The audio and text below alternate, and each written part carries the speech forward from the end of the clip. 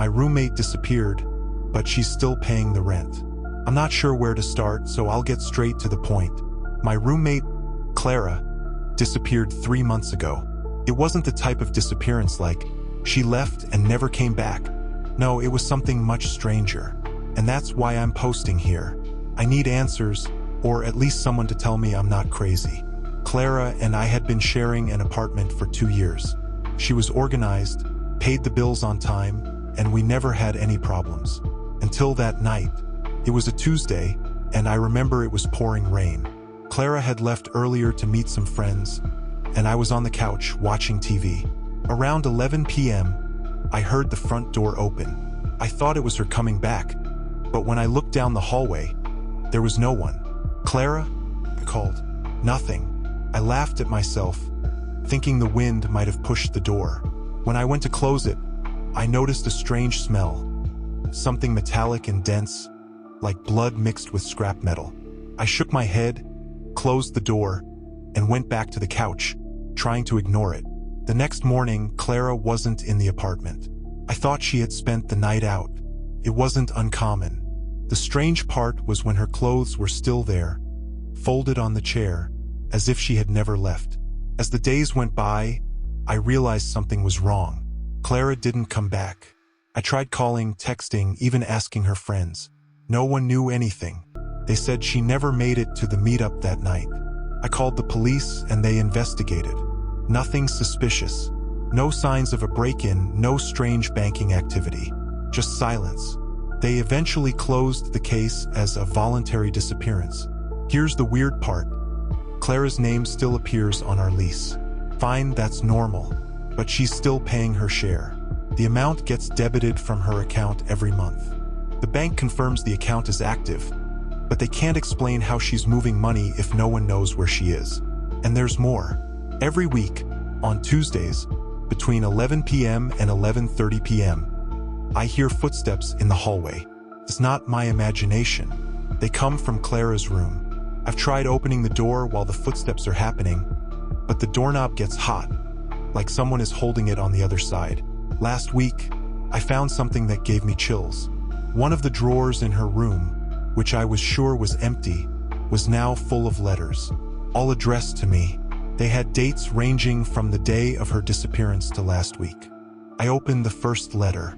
It was handwritten in her handwriting. It simply said, asterisk, don't open the door on Tuesday nights, asterisk. I wanted to believe it was a joke. But how did she write that? How did the letters even get there? Now I'm writing this because today is Tuesday, and for the first time, I've decided not to leave the apartment. It's almost 11 p.m. The footsteps started a few minutes ago, but this time, there's something more. I heard my name. Clara is calling for me, like she's on the other side of my bedroom door. I want to open it, but I remember the letter. And more importantly, I remember the metallic smell from that first night. What do you think I should do? I found something buried in the backyard. Now it's trying to get out. I live in an old house, located far from the city. I'm not sure exactly how my family ended up there, but we've always had something that connected us to that place, something we couldn't explain. When I was younger, my mother used to tell me stories about the house's previous owners. She said they disappeared mysteriously, but never went into detail about what happened. Recently, my mother passed away, and I decided to return to the house where I grew up. One day, while I was out in the backyard doing some repairs, something caught my attention. An area in the far left corner was strangely lower than the rest.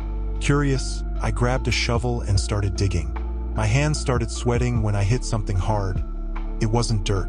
With effort, I managed to pull out what seemed to be an old, deteriorated wooden box. The smell of rot filled my nostrils as I opened it. Inside, there was a torn piece of fabric, covered with a layer of slime and dirt, and at the bottom something that looked like a hand, a human hand.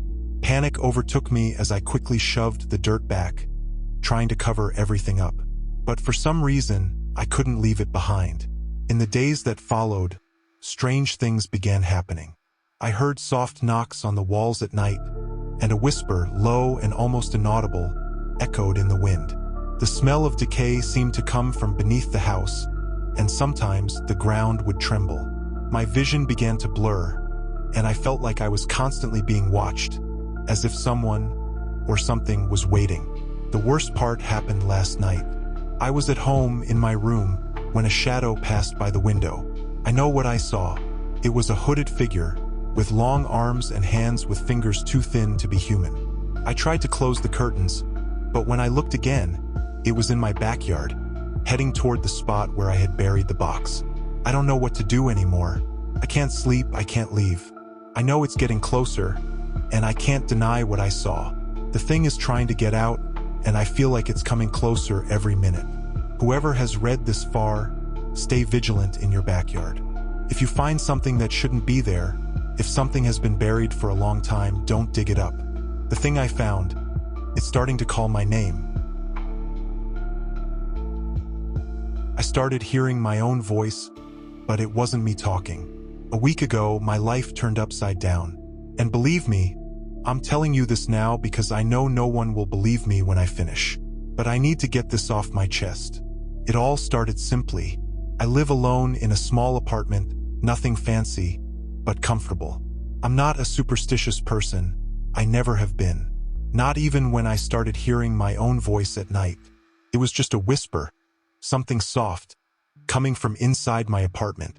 At first, I thought it was the wind or maybe a malfunctioning electronic device. But the problem began when I realized that the voice wasn't coming from any of those sources. It was my own voice. I was lying in bed, trying to sleep, when I heard it. It was a low whisper, almost inaudible, but clear enough for me to distinguish the words. Wake up now. I jumped out of bed and looked at the clock. It was 2:13 a.m. There was no one else in the house. I was sure of it, but the voice, it was there, as if it was calling me from within the walls. I looked around, but I didn't see anything. In the following days, the voice began to get clearer. It wasn't just a word or two, but entire phrases. It said strange things, as if it knew what I was doing, as if it was watching me. The bathroom door is locked. You should have checked before you left. You shouldn't have done that, you'll regret it. I tried to ignore it. I got busy with work, started going out more, but every time I came home, the voice was there, whispering, as if it was inside my mind, getting closer every time. Last Thursday, when I got home from work, I found something unexpected. The bathroom door was locked, just as the voice had said, but I was sure I had left it open. A chill ran down my spine as I opened the door and looked around. There was nothing unusual, except for a small dark smudge on the mirror, as if someone had touched it with dirty hands. I knew it wasn't me. Then something changed. That night, the voice wasn't whispering anymore. It was shouting, "Look in the mirror. You know what you did."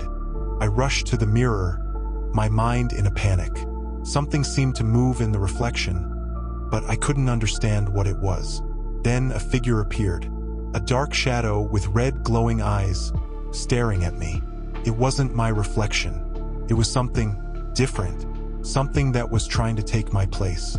The voice started laughing. "You brought me here, and now you can't escape."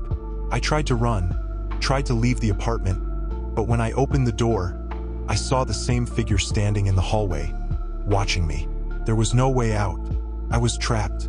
Today, I woke up in my bed again, but something is different. The voice doesn't whisper anymore. Now, it talks to me directly, and I know I'm not the same.